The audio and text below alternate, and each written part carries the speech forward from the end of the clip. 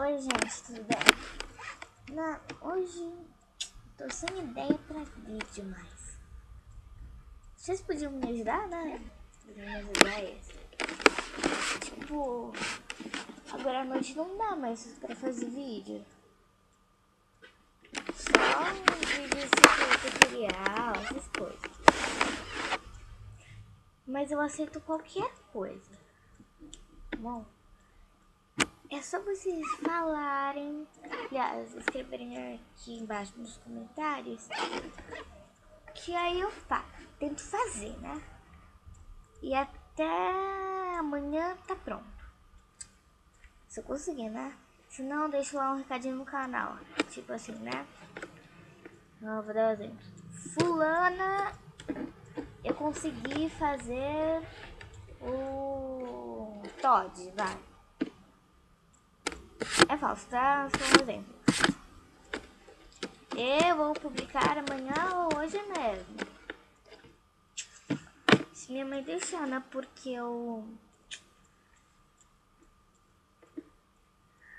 de noite, então não tá mais, tipo, me deixando ficar na internet. Muito. Porque eu lembrei que a mãe tem prova. E também porque quando eu vou dormir tá tudo normal, vou lá durmo. Quando é umas 2, 3 horas da manhã, em vez de eu estar lá dormindo na minha caminha sossegada, não, eu tô uma mania. Acordar amanhã da noite, ficar, não ter nenhum, não ter sono e ir pra sala assistir TV. Olha a minha rotina, né? Aí tá bom. O que acontece? Eu durmo na sala e isso atrapalha também a minha mãe. A Bia tá aqui, no coladinho do cobertor. No meu riso dela. E realmente, aqui tá muito frio. Por isso, qualquer ideia é boa. Tá, né? Não é qualquer ideia. Vocês me entenderam, né?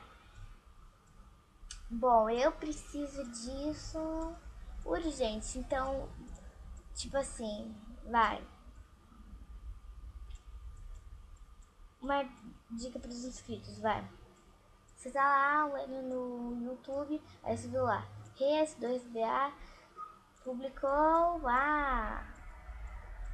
sem ideia para vídeos. Você vê esse vídeo e comenta já, porque isso vai me ajudar bastante.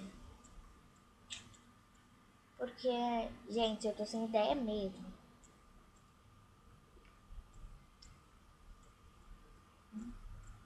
Bom, espero que tenha gostado do vídeo. Coloque em gostei. Peraí, não sou boa com webcam. Coloque em gostei. Comente aqui embaixo e se inscreva aqui em cima. Obrigada por ter assistido o vídeo. Tchau!